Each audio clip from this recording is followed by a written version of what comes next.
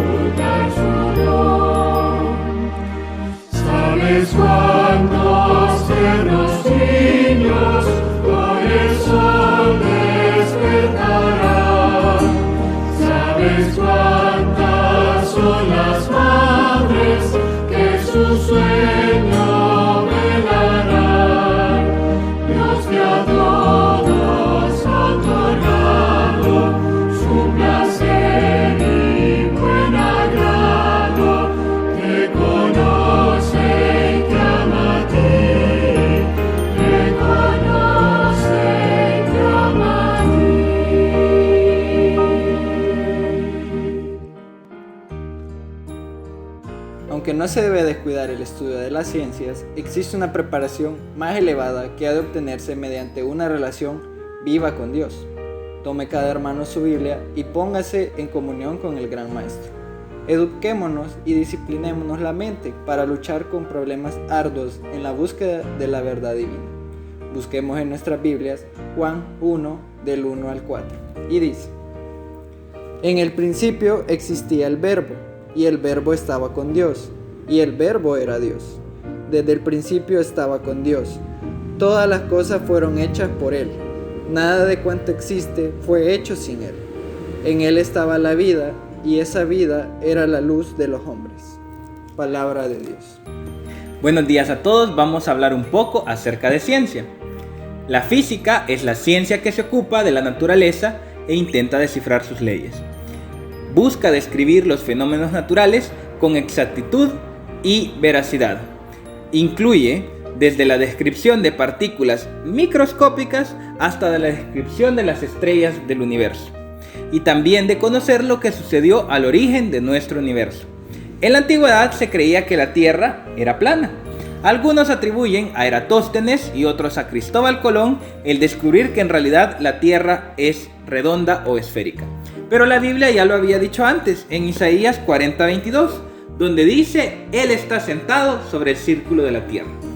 La ciencia también dice que la Tierra está suspendida en el espacio, y esto lo menciona también el libro de Job, capítulo 26, versículo 7, que cuelga sobre la nada.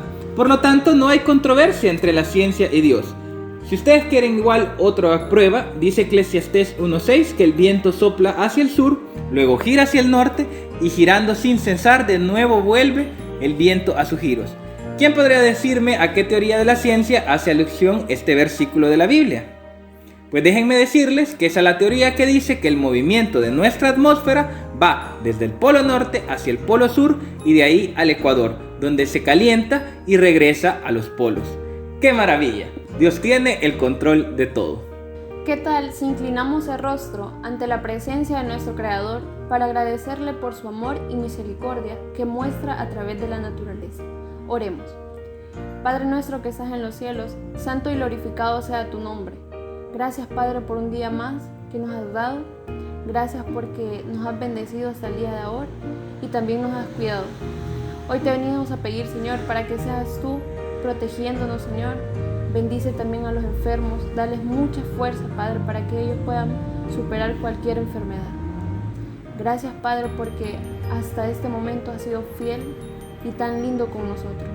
Hoy te venimos a pedir para que seas tú bendiciendo este programa de Escuela Sabática y abriendo nuestros corazones y nuestras mentes para poder aprender mucho más de ti.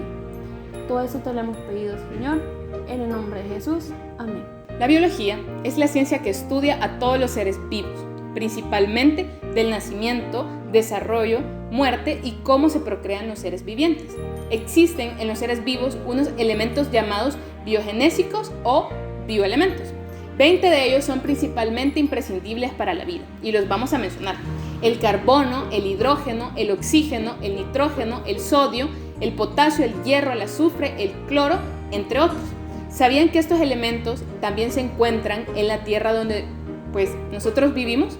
Sí, mis queridos hermanos, no existimos como un producto de un proceso de evolución. La Biblia dice: entonces Jehová Dios formó al hombre del polvo de la tierra, sopló en su nariz aliento de vida y fue el hombre un ser viviente. Esto lo encontramos en Génesis 2:7. Y en Job encontramos la siguiente declaración: todo ser humano perecería a un tiempo y al hombre volvería al polvo. Las ciencias sociales son un conjunto de disciplinas científicas que estudian el comportamiento de las personas y tratan también de entender cómo surge y se desarrolla la sociedad. Entre las disciplinas de las ciencias sociales se encuentran la arqueología, sociología, política, economía, antropología, historia, psicología, el derecho y otras que no mencionamos. En la Biblia nosotros encontramos principios que fueron dados al pueblo de Israel para su sistema político, social y económico. Por ejemplo, 6 de los 10 mandamientos se dirigen al hombre y aunque están escritos por el dedo de Dios, todavía se encuentran dentro de los valores morales de nuestra sociedad, siendo la violación de alguno de ellos castigado por nuestras leyes civiles. Tomando en cuenta entonces la recomendación que encontramos en Éxodo 18, 19, 23, había jueces, ancianos y príncipes por cada tribu, y a través de asambleas se tomaban las medidas para evitar las injusticias y fomentar la igualdad. ¿Qué otros principios pudiéramos encontrar nosotros en la Biblia? Si nosotros buscamos, también podemos encontrar varios pasajes que hablan acerca del uso adecuado del dinero, de las propiedades y del trabajo. En el plan original de Dios, no se pagaban impuestos, sino que se daba el diezmo al templo, que simbolizaba la dependencia y la gratitud del pueblo hacia Dios. Pero cuando el pueblo eligió un rey, el impuesto fue una de las consecuencias a las cuales tenían que someterse. Hoy en día nosotros también nos sometemos a los impuestos que debemos pagar a nuestro gobierno. También dentro de las recomendaciones dadas por Dios se encontraba el año sabático, en el cual el pueblo dejaba que la tierra estuviera libre para que de ella comieran los pobres y los animales del campo, y al mismo tiempo poderle dar descanso a la tierra. Eso está en Levítico 25:5. En el año de este jubileo también las propiedades retornaban a sus dueños, independientemente de la deuda que tuvieran, y los esclavos hebreos eran liberados. El objetivo de estas legislaciones era mantener la equidad y la justicia económica en las relaciones entre las personas y el ambiente en el pueblo de Israel.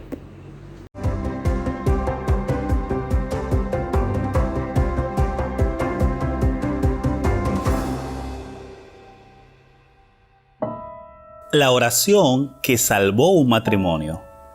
Angelique Abem se enamoró de Peter cuando tenía apenas 15 años y él 20. La pareja se mudó a Oyen, una ciudad al norte de Gabón, donde tuvieron 2 hijas. La vida fue difícil para Angelique, ya que Peter bebía y fumaba, pero ella nunca dejó de amarlo. Cuando cumplió 25 años, unos vecinos adventistas la invitaron a asistir a unas reuniones evangelísticas. Ella tenía muchas preguntas sobre el verdadero día de reposo y no se sentía satisfecha con las explicaciones del predicador. El último viernes de las reuniones habló con el predicador y este le sugirió que le preguntara a su propio pastor sobre el tema del sábado, y así lo hizo. Esa noche, mientras caminaba a su casa, se encontró a su pastor en el camino. «Pastor, ¿el verdadero día de reposo es el sábado o el domingo?», le preguntó. Los adventistas dicen que la Biblia enseña que el sábado es el verdadero día de reposo. Para su sorpresa, el pastor no le refutó. «Lo que te dijeron sobre el sábado es verdad», respondió él. «Ahora que conoces la verdad, prueba con la iglesia adventista». Pero la vida de Angelique se volvió mucho más complicada cuando decidió bautizarse. Cuando le pidió a Peter que se casara con ella, él se negó y se mudó a Port Gentil, a 400 kilómetros. Angelique oraba cada mañana y cada noche para que Peter reconociera a Jesús. «Señor, tú me permitiste conocer la verdad. Por favor, concédele a Peter la oportunidad de conocerla también». Comenzó entonces a enviarle estudios bíblicos a Peter por correo. En Port Gentil, Peter tuvo muchos problemas. Un jefe lo acusó de robar y a pesar de declararse inocente, fue encarcelado durante 3 meses. En prisión, tuvo mucho tiempo para pensar, pues no tenía nada que hacer. Conoció a un capellán adventista que le ofreció estudios bíblicos y él los aceptó. Poco antes de salir de la cárcel, Peter se bautizó. Angelique supo a través de un amigo que Peter estaba preso, pero no sabía que había recibido estudios bíblicos, por lo que continuó orando por él cada día. «Señor, tú me permitiste conocer la verdad. Por favor, concédele a Peter la oportunidad de conocerla también». Cuando Peter al fin fue liberado, llamó por teléfono a Angelique para hablarle de su nueva fe. «Ahora entiendo por qué hiciste que me fuera», le dijo. «Estoy muy feliz de ser adventista». Angelique estaba más feliz todavía, pues aún amaba a Peter. Desde ese día sus oraciones cambiaron. Ahora le pedía a Dios que la nueva vida de Peter mostrara los frutos de su fe. Oraba para que él nunca volviera a beber ni a fumar. Peter siempre llamaba a Angelique para hablar con ella y preguntar por sus hijas. Durante una de esas llamadas, ella le dijo que planeaba llevar a su hija menor a Port Gentil, a un campamento de conquistadores de una semana. Acordaron encontrarse en el campamento. Habían pasado 6 años desde la última vez que se habían visto. Al reencontrarse, Peter saludó a Angelique con una gran sonrisa y un cálido abrazo. Mantuvieron una entretenida conversación durante 2 horas y Angelique se dio cuenta de que Dios realmente lo había transformado, ya que no fumaba ni bebía y su trato era muy dulce.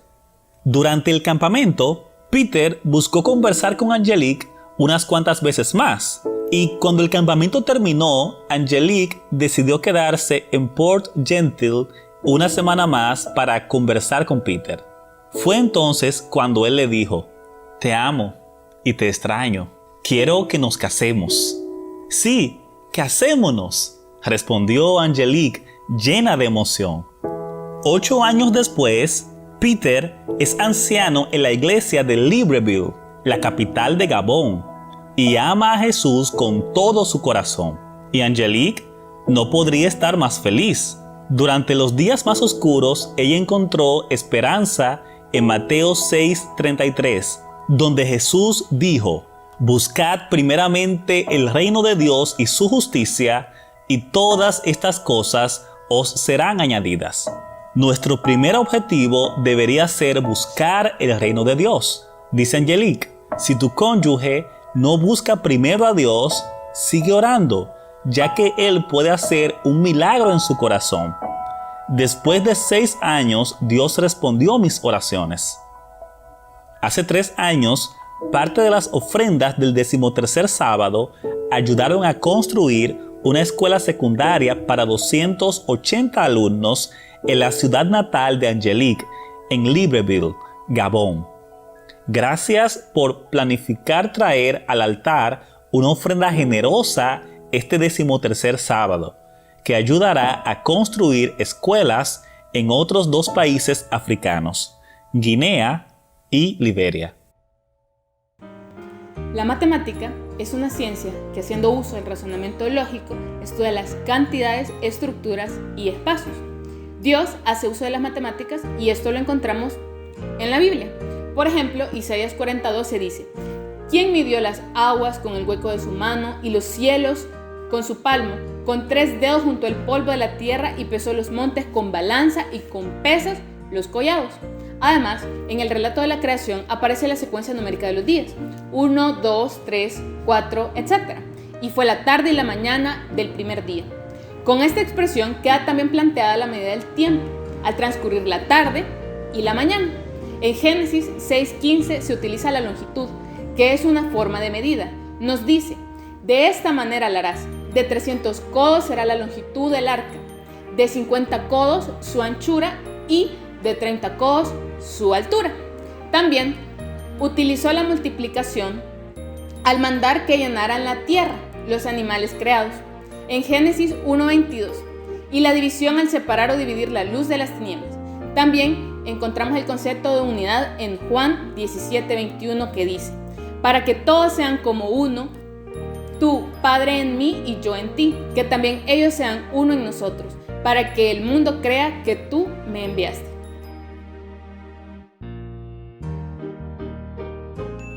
Lección 4. El poder de la oración. Interceder por otros. El ministerio terrenal de Cristo estaba llegando a su final. La última noche de Jesús antes de ser crucificado era una noche muy oscura para él, pero también iba a ser una noche muy oscura para el mayor de sus discípulos, Pedro. «Ah, Simón, Simón, he aquí Satanás os ha pedido para zarandearos como a trigo, pero yo he rogado por ti, que tu fe no falte». ¿Simón? Bueno, Simón era el verdadero nombre de Pedro. Algunos discípulos tenían sobrenombres. El de Simón era Pedro, el de Lebeo era Tadeo y el de Judas, Iscariote. Pero no eran sobrenombres ofensivos. Por supuesto que no. Por el contrario, en una época donde no había apellidos y abundaban los nombres repetidos, los sobrenombres eran muy útiles. Pero lo cierto es que cuando Pedro escuchó la advertencia de Jesús, se sintió muy seguro de sí mismo. «Señor, dispuesto estoy a ir contigo, no solo a la cárcel, sino también a la muerte». «Pedro, te digo que el gallo no cantará hoy antes que tú niegues 3 veces que me conoces. La prueba para Pedro iba a ser bastante dura, pero la buena noticia es que el mismo Señor Jesucristo le dijo que estaba orando por él, que estaba rogando para que su fe no faltase, y eso se llama oración intercesora. ¿Y la oración intercesora sí funciona? ¿No es mejor que cada cual ore por sí mismo? Oigan bien, en una batalla real, el soldado que está al frente de batalla, el que está más expuesto al peligro, debe ser cubierto por sus compañeros. ¡Cúbranme! Si sus compañeros no lo cubren, ¿qué creen que le pasará a ese soldado? Creo que no vivirá para reclamarle a sus compañeros. Cierto, ni Rambo se salva de algo así. Correcto. Y si eso es así en las batallas terrenales, ¿cuánto más en las batallas espirituales? Porque no tenemos lucha contra sangre y carne, sino contra principados, contra potestades, contra los gobernadores de las tinieblas de este siglo, contra huestes espirituales de maldad en las regiones celestes. Interceder en oración por alguien es no dejarlo solo en la batalla, es cubrirlo para que pueda soportar los ataques del enemigo. Por eso la pregunta de esta semana es: ¿cómo podemos activar el poder de la oración intercesora en nuestras vidas? En primer lugar, orando por nombre propio. Señor, te pido por todas las personas. ¿Has orado por mí? Pero por supuesto, todos los días. Orar por todas las personas no es un buen ejemplo de oración intercesora. A veces nuestras oraciones son tan abarcantes que no abarcamos a nadie. Los ganadores efectivos de almas son hombres y mujeres de oración. Jesús oró por Pedro por su nombre. Le aseguró a Pedro que en el momento de su mayor tentación estaría orando por él. Satanás entendía muy bien el potencial de Pedro para el avance del reino de Dios y planificaba hacer todo lo posible para destruirlo. Pero en sus horas más oscuras, Jesús estuvo orando por Pedro y las oraciones del Maestro fueron respondidas. ¿O sea que Jesús también ora por nosotros? ¿Por nombre propio? Que no les quepa la menor duda de eso. Jesús es un poderoso intercesor. La Biblia dice que tiene un sacerdocio inmutable, por lo cual puede también salvar perpetuamente a los que por él se acercan a Dios, viviendo siempre para interceder por ellos. ¡Qué realidad tan emocionante reconocer que el Salvador también está orando por nosotros, que nos cubre como un fiel soldado en la batalla! Jesús nos invita a unirnos a Él en esta obra de oración intercesora y presentar a otros por nombre propio ante el trono de Dios. En segundo lugar, orando por comunidades específicas. Si bien la oración por nombre propio es supremamente importante, no podemos ignorar que hay comunidades tan grandes que resultaría muy difícil nombrar persona por persona. En ese caso, debemos orar de manera específica por esa comunidad. La Biblia dice, por ejemplo, que debemos interceder por nuestras ciudades. ¿Cuál fue la última vez que oraste por la ciudad donde vives? Dios exhortó a su pueblo a que cuando estuviera en Babilonia procurara la paz de la ciudad y que rogara por ella a Jehová, porque en su paz tendréis vosotros paz. Los ganadores efectivos de almas oran por su ciudad, por su universidad, por su colegio, por su empresa, por su vecindario, rogando a Dios para que el Espíritu Santo se mueva con poder en medio de esas comunidades específicas para ayudarles en sus batallas espirituales y para que prepare esos corazones para un encuentro con Cristo. Entonces yo puedo orar por todos los niños con cáncer, aunque no los conozca. Y yo por los que sufren de hambre en el mundo. Y yo por los maltratados. Por supuesto que sí. Es más, la salvación de algunos de ellos puede darse en respuesta a nuestras oraciones, y aunque nunca nos enteremos en esta vida, en el cielo nos llevaremos grandes sorpresas. En tercer lugar, orando por la iglesia. Si la iglesia es el medio ideado por Dios para evangelizar al mundo, ¿cómo no interceder por ella? Jesús mismo, el poderoso intercesor, oró por nosotros, por su iglesia en todas las épocas de la historia. Yo ruego por ellos. No ruego por el mundo, sino por los que me diste, por porque tuyos son. Mas no ruego solamente por estos, sino también por los que han de creer en mí por la palabra de ellos, para que todos sean uno, como tú, oh Padre, en mí y yo en ti, que también ellos sean uno en nosotros, para que el mundo crea que tú me enviaste. Los ganadores efectivos de almas oran por su iglesia, así como Pablo oraba por la iglesia en Éfeso o en Filipos. Pablo creía que algo sucedía en la iglesia cuando oraba por ella que no sucedería si no oraba por ella. Aunque estaba lejos de sus amados, reconocía que podían estar unidos de corazón mientras oraban el uno por el otro. Y en cuarto lugar, orando conscientes de la batalla. Muchas veces nuestras oraciones se vuelven tan mecánicas que olvidamos la gran batalla espiritual que se libra en torno a ellas. Si pudiéramos abrir los ojos por un minuto para ver los poderes invisibles que entran en acción cuando oramos, nuestras oraciones serían de otro nivel. Cuando Daniel intercedía por su pueblo, tal vez no tenía ni idea de lo que ocurría, pero luego el ángel Gabriel se lo reveló. Le dijo que desde el primer día sus oraciones fueron oídas, mas el príncipe del reino de Persia se me opuso durante 21 días, le dijo el ángel. Pero he aquí Miguel, uno de los principales príncipes, vino para ayudarme y quedé allí con los reyes de Persia. El príncipe de Persia representa a Satanás. Miguel es el mismo Jesús. Mientras Daniel ora, el Todopoderoso desciende del cielo para vencer a las fuerzas del mal. Aunque no lo veamos, Jesús también está trabajando para responder nuestras oraciones de intercesión. Él es un poderoso Salvador. Ninguna de nuestras oraciones pasa desapercibida. Definitivamente, la oración es el arma poderosa del cristiano. La tía Elena así lo confirma. Satanás no puede soportar que se recurra a su poderoso rival, porque teme y tiembla ante su fuerza y majestad. Al sonido de la oración ferviente, toda la hueste de Satanás tiembla. Cuando el gallo cantó, Pedro había negado 3 veces a su Señor. Se acordó de las palabras que Jesús le había dicho y pensando en esto, lloraba. Pero mientras Pedro lloraba, Jesús oraba, rogaba por él, intercedía, lo cubrió mientras estuvo frente a la batalla. Y la fe de Pedro se fortaleció y obtuvo la victoria. ¿Cuántas personas en el mundo necesitan de nuestras oraciones? Cubrámoslos, intercedamos por ellos, creamos lo que dice la palabra, que la oración eficaz del justo tiene mucho poder.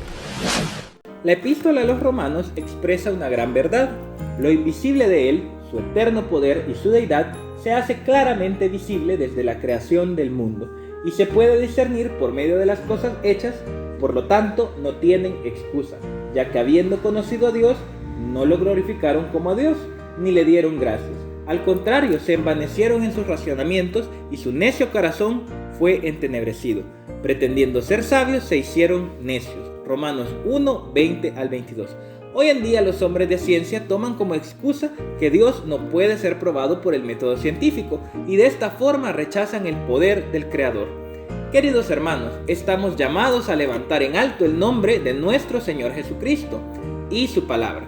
Tenemos que estar preparados para presentar con defensa, con mansedumbre y reverencia todo lo que os demande razón de la esperanza que hay en vosotros. Primera de Pedro 3:15. Y es que solamente mediante el estudio de la Biblia y de la oración es que nosotros seremos capacitados para dar a conocer el poder de Dios a través de la ciencia.